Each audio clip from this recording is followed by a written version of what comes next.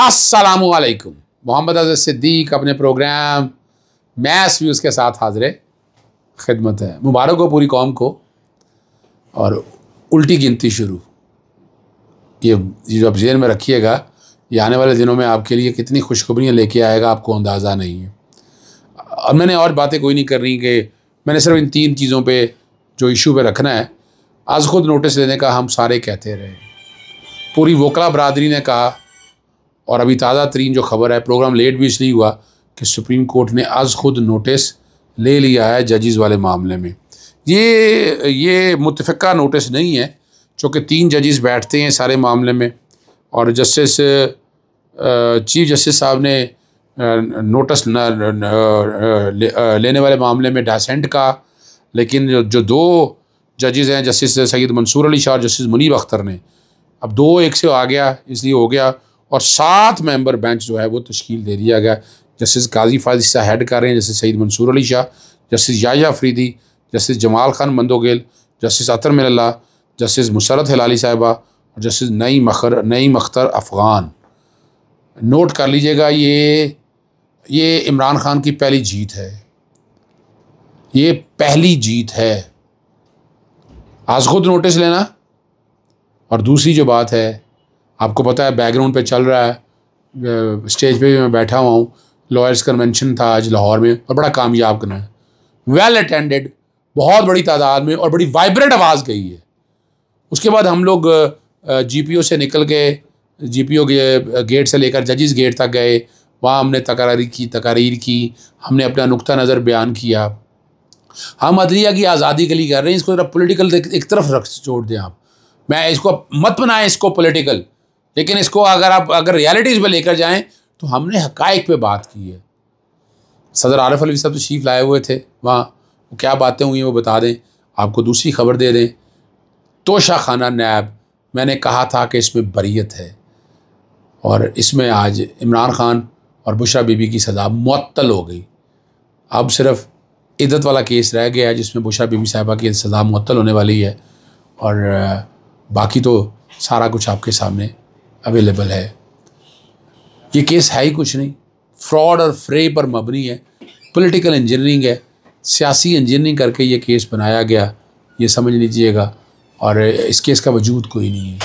अगर मुझसे पूछते हैं आप, यानी मैं वो इंसान हूँ जिसने तोशा खान की तफसीलात सारी निकाली थी, एसेट्स की डिटेलों की, तमाम सियासी जमातों और जो पिछली हुकूमतें रही हैं 1990 से लेकर अब तक का डाटा सारा निकलवाया था। 1990 से पीछे का डाटा अभी तक नहीं दस्तयाब हो सका।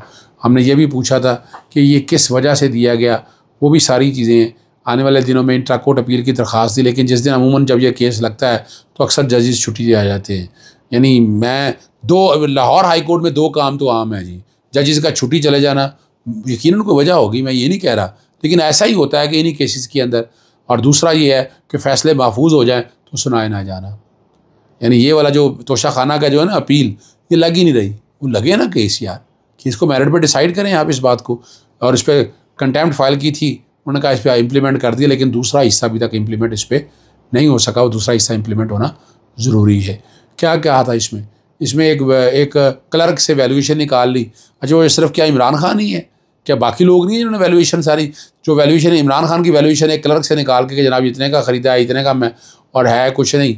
यानी एक तोशा खाना इलेक्शन कमीशन ने किया था, उसमें मिस डिक्लेरेशन की बात थी और 120 दिन के अंदर करना था। और वो भी याद रखिएगा, आज भी मेरिट पे अगर अपील लगती है तो वो अपील ख़त्म हो जाएगी, अपील उड़ जाएगी, अपील रहेगी नहीं, उसका वजूद नहीं रहेगा, ये याद रखिएगा। यानी उस केस में it is basically a case of no evidence.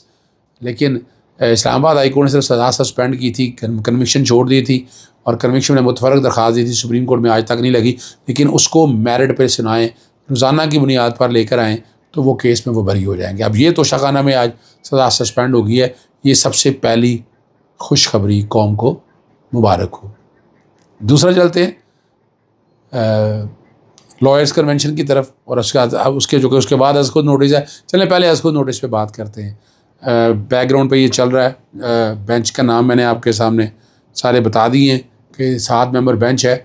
ये बुध वाले दिन 11:30 हाँ 11:30 बजे ये केस सुनेगा, और इसमें जजेस की कंपोजिशन बता रही है कि बड़े मसाइल पैदा होने वाले हैं, और जो जजेस को निकालने चले थे अब सवाल और जवाब बड़े ऐसे आने हैं और सवाल बहुत उठने हैं। अब सिर्फ यही नहीं है Islamabad high court, Lahore high court की बारी भी आनी है कि लाहौर हाई कोर्ट में क्या कुछ होता रहा है, क्या मसाइल बने हैं, क्या कुछ हुआ है।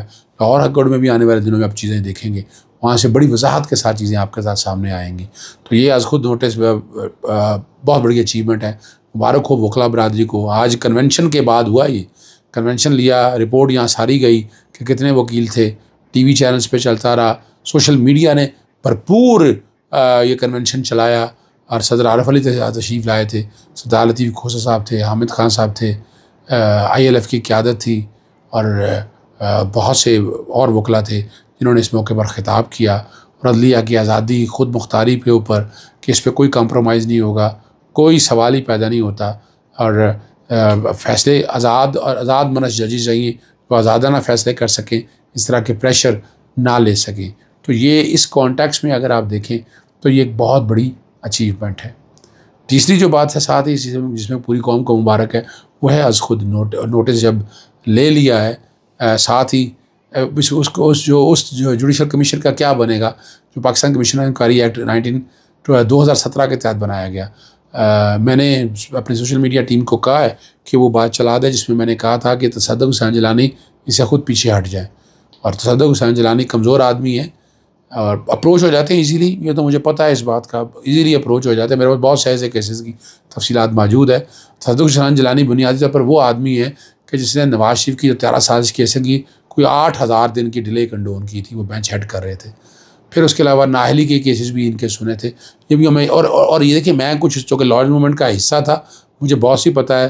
फ़खरुद्दीन जी इब्राहिम मॉल टाउन में बैठ के मीटिंगें क्या होती थी, प्रपोजल स्कैंडर ने क्या करना था, और 13 साजिश केस के हवाले से अपील कैसे फ़ाइल करनी थी, ये सारी चीज़ें वहाँ बैठकर डिस्कस होती थी। मैं मेन टीम के अंदर शामिल था। तो जजेस तो कॉम्प्रोमाइज़ थे उस वक्त, याद रखिएगा, और वो चीज़ें नज़र आ गई। और आज के दौर में भी अगर आप देखें, यानी नवाज शरीफ अगर बरी हुए हैं तो एवन फील्ड केस में सबूत मौजूद है, मनी ट्रेल कोई नहीं है, लेकिन बरियत कर दी गई है, इसकी अपील फ़ाइल नहीं की। कमाल की बात है, मनी लॉन्ड्रिंग के केसेस में FIA ने अपील फ़ाइल नहीं की, और हुदैबिया 1 में भी आपको याद था कि उसमें भी अपीलें फ़ाइल नहीं की, तो अपीलें तो यहाँ भी फ़ाइल नहीं की गई। तो ये सवाल तो बहुत से सवाल उठते हैं ना, जन्म लेते हैं सवाल के कि ये क्या है, ये क्या हालात और वाक़यात हैं। तो अब कमीशन बनाने का कह तो दिया उन्होंने, और लेकिन ट्राइकॉटमी ऑफ पावर्स के प्रिंसिपल को सामने रखते हुए ये अदलिया के इख्तियारात में मुदाखलत थी। जी बिल्कुल, अदलिया के इख्तियारात में मुदाखलत थी। आप जजेस का कैसे इंक्वायरी कर सकते हैं? जजेस तो अपनी ड्यूटी अंजाम दे रहे थे और जुडिशल फंक्शन थे, और आर्टिकल 175 को सामने रखते आप उसके काम में मुदाखलत नहीं कर सकते थे।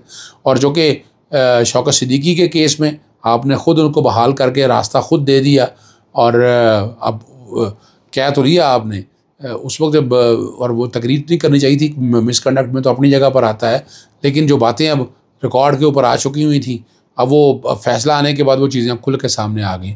वो बुनियाद बना था। और जो ख़त लिखा था इसमें आपको याद है कि मई 2013 में भी ये शिकायत पूरी तफसील में जजेस के बारे में दी गई थी। उसके बाद फरवरी 2014 में भी लिखा गया था। पहले justice chief justice Umar Ata Bandial साहब थे, फिर जस्टिस काजी फायज़ी साहब थे चीफ जस्टिस। कुछ नहीं किया, जजेस को प्रोटेक्शन देना बनता था। जुडिशल जो देखें, जो कहा था ना, जुडिशल काउंसिल के सामने जुडिशल कन्वेंशन की बात की थी, वो ये थी कि तमाम हाई कोर्टें, तमाम बजाय कि एपेक्स बॉडी है, उसमें 3 सीनियर प्यूनी जज हैं सुप्रीम कोर्ट के, और 2 हाई कोर्ट्स के सीनियर चीफ जस्टिस होते हैं।